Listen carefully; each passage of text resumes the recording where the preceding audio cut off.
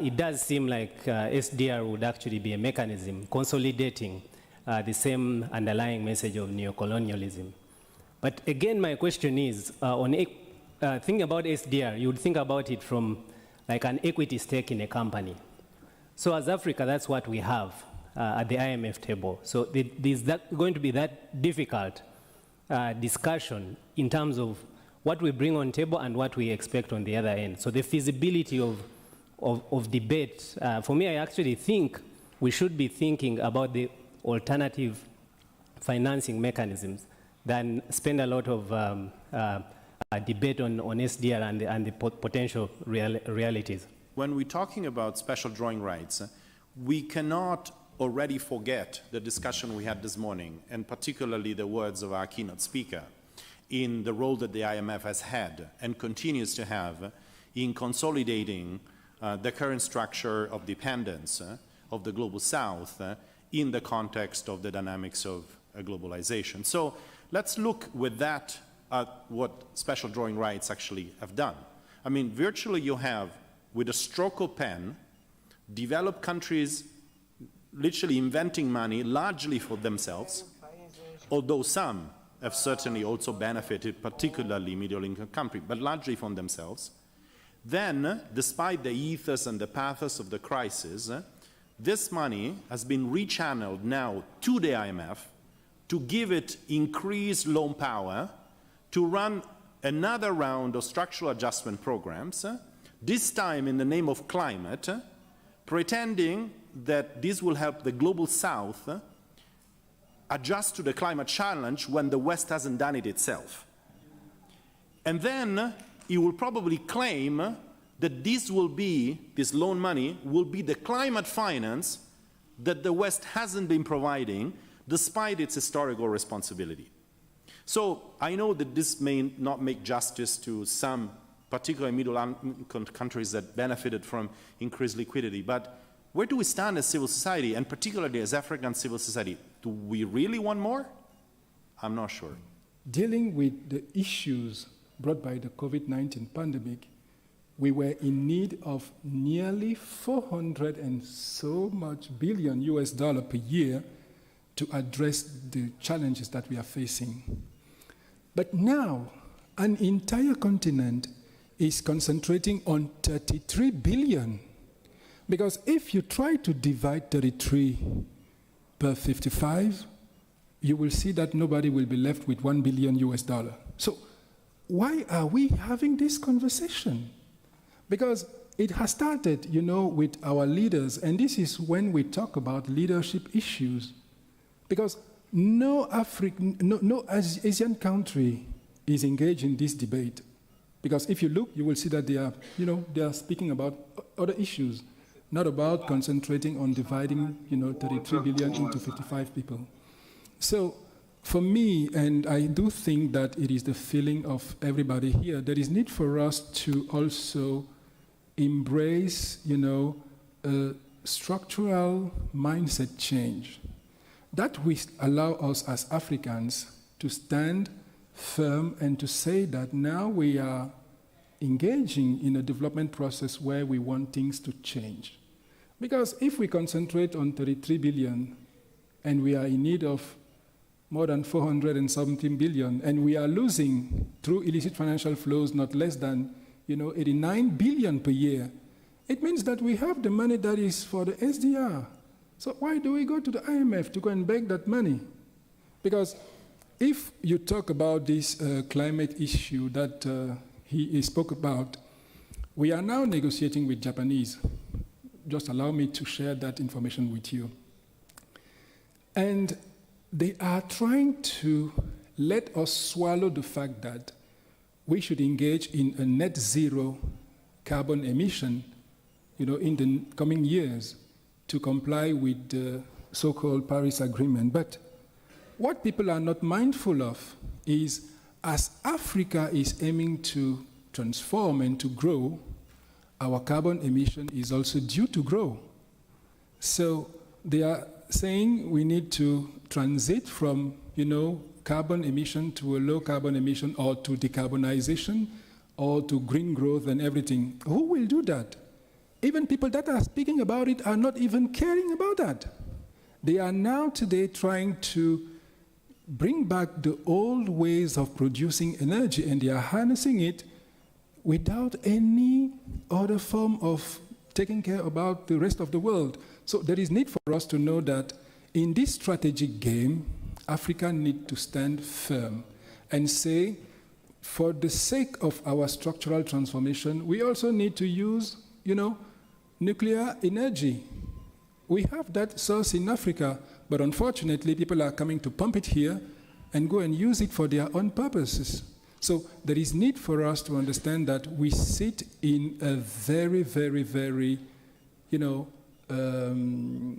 productive continent, a very, very rich continent. There is need for us to look at what we have in here to ensure that we are able to accelerate progress. Let's not concentrate on side discussions, because this SDR, I think, since the last 2 years, we have spent a lot of discussion on that.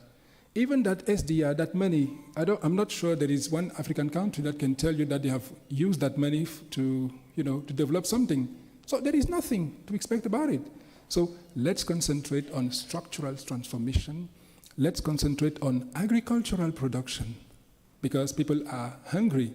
And as we say in economics, you cannot design a long-term program with hungry people, because their expectations are daily expectation. Their anticipation are daily anticipation.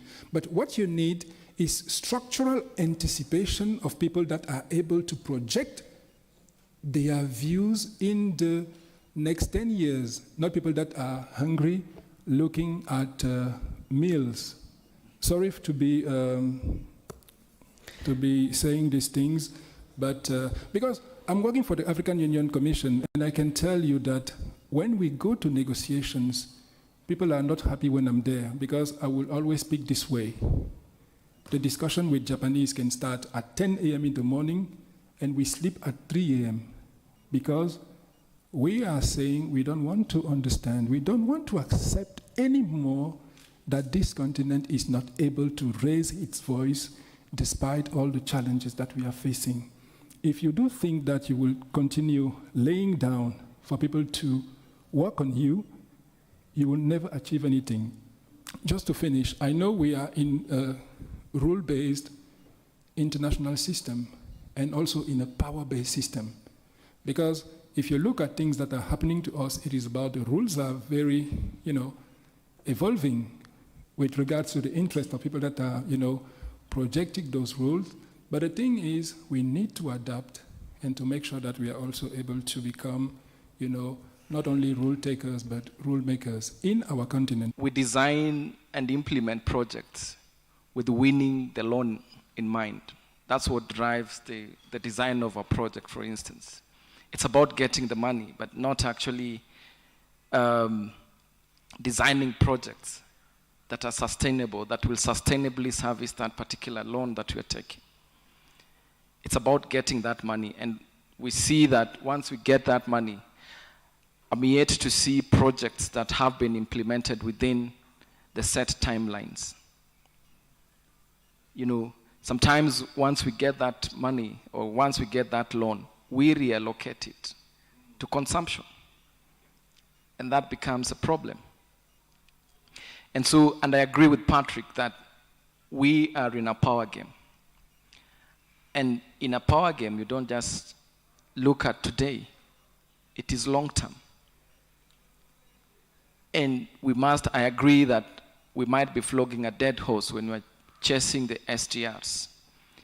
But it's not just about the 33 billion.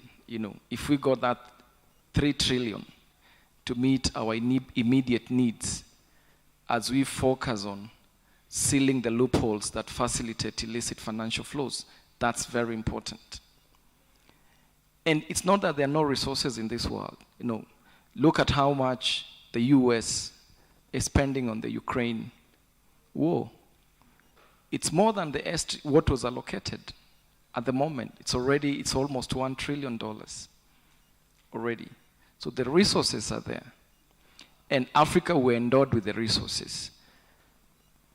And I agree with Patrick when he talks about the issues of net zero. but we need to also ask ourselves, with what we are facing today, where do we need to invest those little resources that we have? Is it in the fossil fuels that is fueling this particular climate crisis, or is it in renewable energy that will power our development?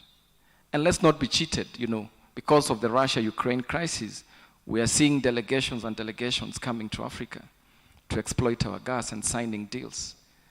Are we going in the next 20, 30 years to be left with stranded assets as the rest of the world moves? So those are certain reflections that we need to ask ourselves as we strategize, as we understand and strategize in this particular power game. And let's look at it from a long-term perspective and not just today and responding to crisis after crisis. There will be another crisis tomorrow. So will it be about, will it just be about SDRs and SDRs? Where will the next health pandemic get us? It is insane that in this continent, when COVID-19 hit, a country had more vice presidents than the number of ventilators in that particular country. So where are our priorities as we talk about these issues? It's the leadership of the African continent. And it's not that we've not come together before. We came together, developed the Agenda 2063. We came together and developed an Africa common position when we were negotiating Agenda 2030.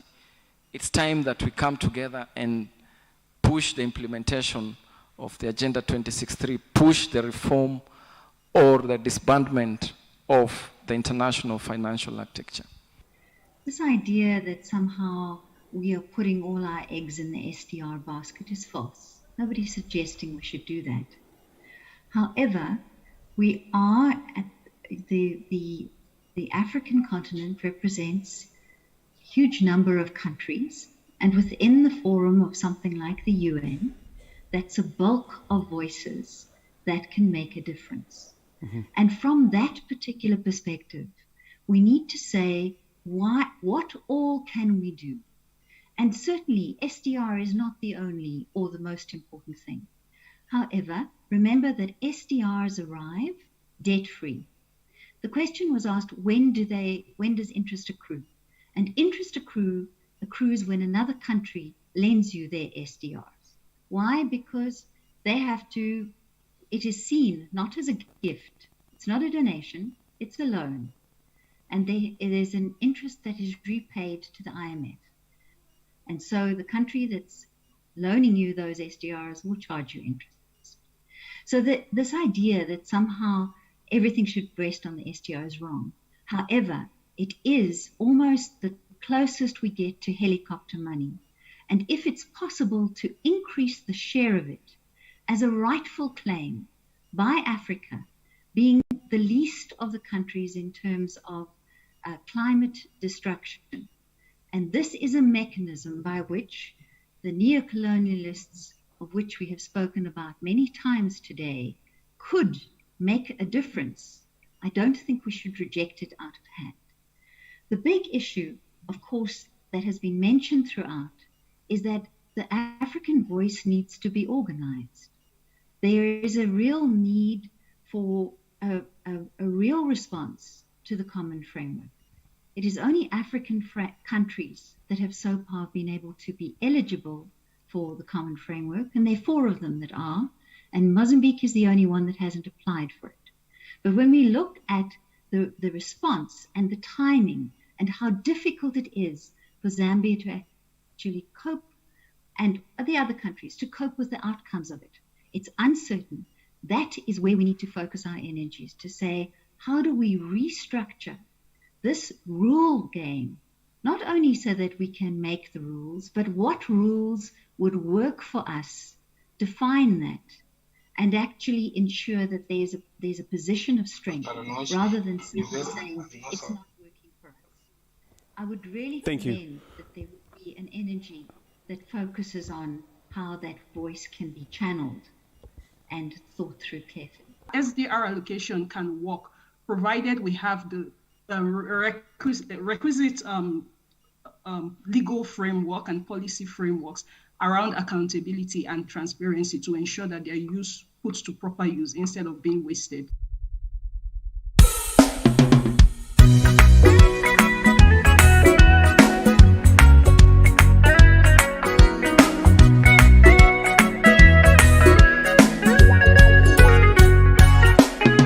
We call for policies and practices that put people first. We call for policies and practices that put people first. You and I are the people who hold our government